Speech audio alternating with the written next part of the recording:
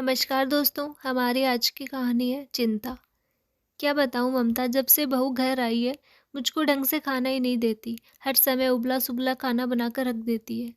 अब देखो इतना अच्छा मौसम है, कहा कि पकौड़ी बना दो, लेकिन साफ मना कर दिया। सुलेखा अपनी बहन से फ़ोन पे अपने हिसाब से चुपके-चुपके फ़ोन पर बातें कर रही थी। बहू की शिकायत कर रही थी, लेकिन आवाज़ तो वहीं रसोई में काम कर रही बहू के कानों तक जा रही थी। आज सुप्रिया ने पकौड़ियाँ बनाने के लिए मना कर दिया। तभी सुलेखा बहुत नाराज़ थी और अपनी बहन ममता से अपना दुखड़ा रो रही थी। आप पूरे हक से कहा कीजिए, और अगर वो ना बना के दे तो खुद बना लीजिए। अभी आप कहाँ कमज़ोर हैं। जो मन में आए वो कीजिए। बहू के ऊपर क्यों आश्रित होना। क्या अभी से ही बहू के ऊपर सब कुछ छोड़ दोगी। उधर से ममता की तनखी भरी आवाज़ सुनाई पड़ी।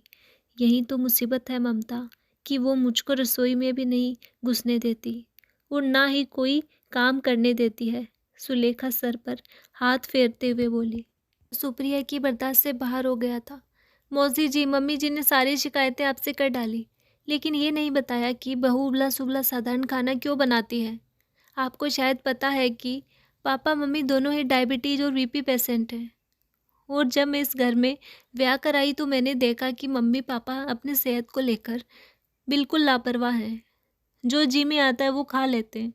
मम्मी जी तो अक्सर ही हेवी मसालेदार खाना खाने से गैस, एसिडिटी और माइग्रेन हो जाता है, और पापा जी के लूज मोशन शुरू हो जाते हैं।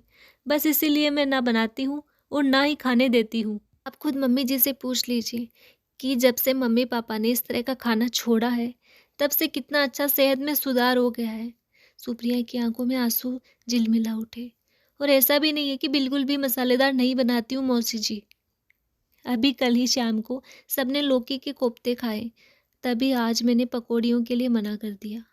अब आप ही बताइए कि अगर मम्मी जी और पापा जी परेशान होंगे, तो हम लोग भी उनके लिए परेशान हो जाएंगे। और फिर आप खुद मम्मी जी से पूछ लीजिए। मैं भी उनके साथ ही बैठकर उनके जैसा ही खाना खाती हूँ, और आपसे ही नहीं, हर आने जाने वाले से मेरी शिकायतें कर रही थी, तो मेरा मन नहीं माना। मैंने सोचा कम से कम आपसे तो दिल की बात कह दूँ। हम बच्चे उनका ख्याल नहीं रखेंगे तो कौन रखेगा। कह तो सुप्रिया बेटा तुम बिल्कुल सही रही हो, और तुमने बहुत अच्छा किया कि जो तुमने अपने दिल की बात कह दी, वरना मेरे दिल में भी तुम्हारे प्रति गलत भावना बन जाती। ये तो खैर मैंने देखा है कि जीजी और जीजाजी सेहत को लेकर बिल्कुल लापरवाह है। सॉरी बेटा, मैंने तुमको गलत समझा। तुम जीजी को फ़ोन दो, मैं जीजी को भी समझाती हूँ कि इतनी अच्छी बहू की किसी से भी शिकायत ना किया करे। जीजी, बहुत अच्छी है आपकी बहू, जो सिर्फ आप लोगों की वजह से खुद भी सादा खाना खाती है। सही कहती है आपकी बहू। अगली बार किसी से भी उनकी शिकायत करने से पहले ये ज़रूर सोच लीजिए कि वो सब आपकी भलाई के लिए ही कर रही है। ममता सुलेखा को समझाते हुए बोली। सही कह रही हो तुम ममता, मुझको तो अपना सुख दिखाई पड़ रहा था, लेकिन ये नहीं सोचा कि अब तो मेरी और तुम्हारे जीजाजी की सेहत सचमुच पहले से काफ़ी अच्छी हो गई है। इतना कहकर सुलेखा ने फ़ोन रख दिया। बहू, मुझको माफ़ कर दो, मैं तो अपने सुख को तलाश रही थी, लेकिन ये नहीं सोचा कि तुम भी तो हमारी वजह से अपने खाने पीने से समझौता कर रही हो। अब मैं भी किसी भी खाने पीने की चीज़ के लिए जिद नहीं करूँगी, और ना ही किसी से शिकायत।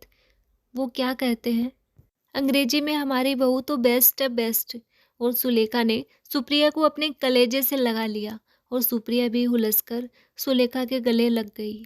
मेरी कहानी आपको अच्छी लगी तो लाइक शेयर करना एंड चैनल को सब्सक्राइब करना। धन्यवाद।